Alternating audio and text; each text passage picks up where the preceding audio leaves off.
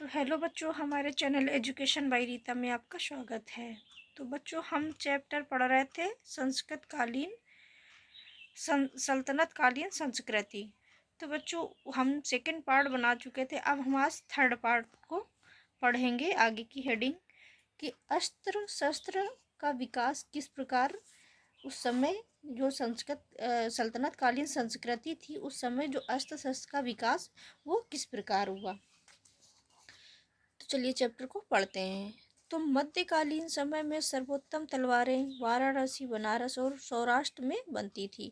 उसके बाद लाहौर, सियालकोट, मुल्तान, गुजरात तथा गोलकुंडा के प्रांत भी इसके लिए मशहूर हुए। मतलब वहाँ भी फिर सौराष्ट्र पहले बनती थी। कहाँ? बनारस में बनती थी और सौराष्ट्र में बनती थी। उसके बाद लाहौर, सियालकोट, मुल्तान और गुजरात गोलकुंडा में भी इसके बनने लगी। राजस्थान एवं गुजरात में निर्मित जमधार, छुरे, धनुष तथा तीरों की बड़ी मांग थी। कहाँ मांग थी? राजस्थान एवं गुजरात में। किसके? धनुष और छुरे की। फिर सियालकोट तथा मेवाड़ की तोड़ेदार बंदूक सर्वोत्तम होती थी।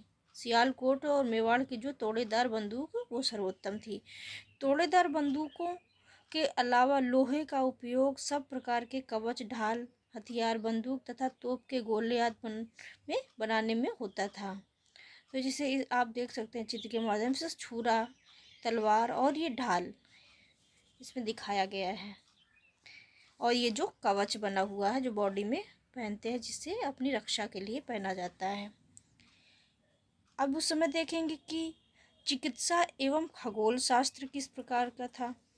तो सल्तनत काल में आयुर्विज्ञान तथा खगोल विद्या जैसे कुछ विषयों में अनुसंधान हेतु सुल्तानों तथा अमीरों का संरक्षण प्राप्त था। वे इन कार्यों के लिए प्रोत्साहन देते थे। बरनी में अपनी तारीखें फिरोजशाही में चिकित्सकों और खगोल शास्त्रियों की एक लंबी तालिका प्रस्तुत की है। मौलाना बदरुद्दीन, मौलाना सदरुद्दीन तथा अजीमुद्दीन मध्यकालीन युग के प्रसिद्ध चिकित्सक थे। कौन कौन थे? मौलाना बदरुद्दीन, सदरुद्दीन और अजीमुद्दीन मध्यकालीन युग के प्रमुख चिकित्सक थे। मच्छेंद्र प्रसिद्ध वैद्य थे। जोग मशहूर शल्य चिकित्सक थे। मध्यकाल में ऐसे प्रमाण मिलते हैं जिनसे पता चलता है कि देश में अनेक जर्राह या शल्य चिकित्सक थे। वे केवल शल्य चिकित्सा ऑपरेशन ही नहीं करते थे, बल्कि कृत्रिम अंग भी बनाकर लगा सकते थे। वे काट कर पथरी निकाल देते थे, मोतियाबिंद को समाप्त कर डालते थे। अब उस समय की कृषि कैसी थी? देश की आबादी में ज़्यादातर लोग किसान थे। वे कड़ी मेहनत करते थे। देश के विभिन्न भागों में आए दिन अकाल पड़ने और युद्ध होने से किसानों को कठिनाइयों का सामना करना पड़ता था।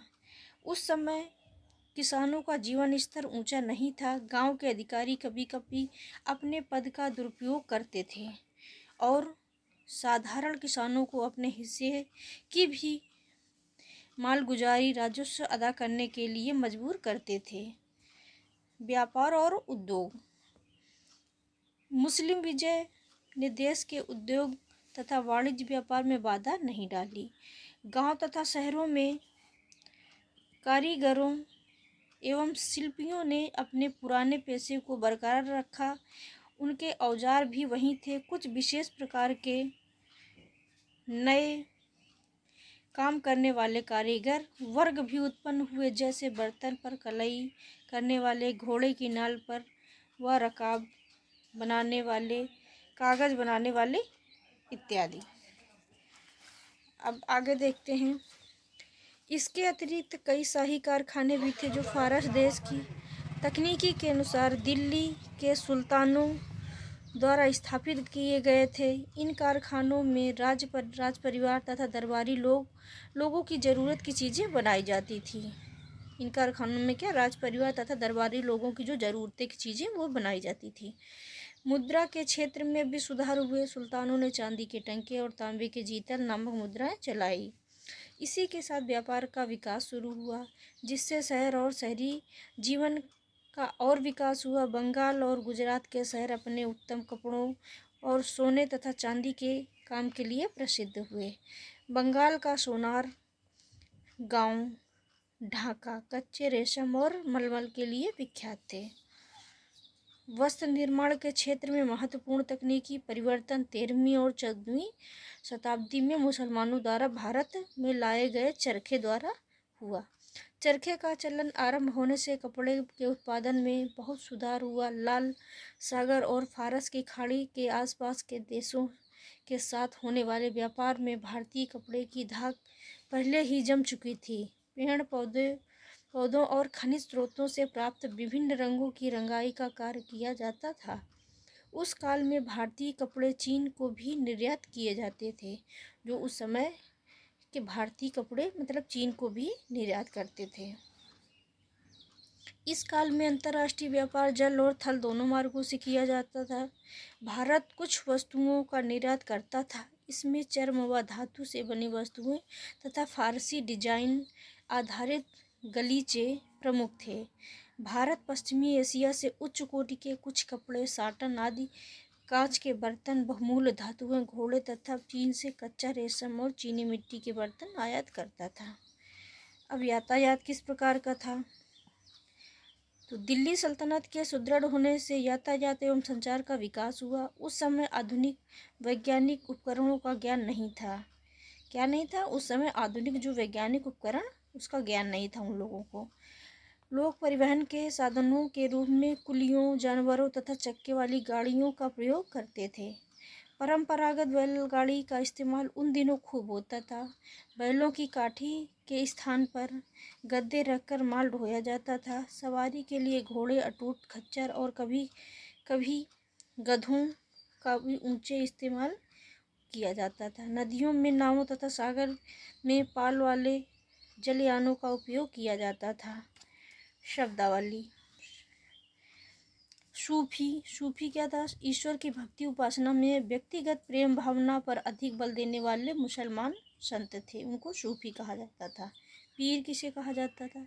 सूफी संप्रदाय के धर्म उपदेशक थे, उन्हें पीर कहा जाता था। जर्राह, शल्य चिकित्सक, चीर फाड़ करने वाला डॉक्टर या सर्जन को जर्राह कहा जाता था।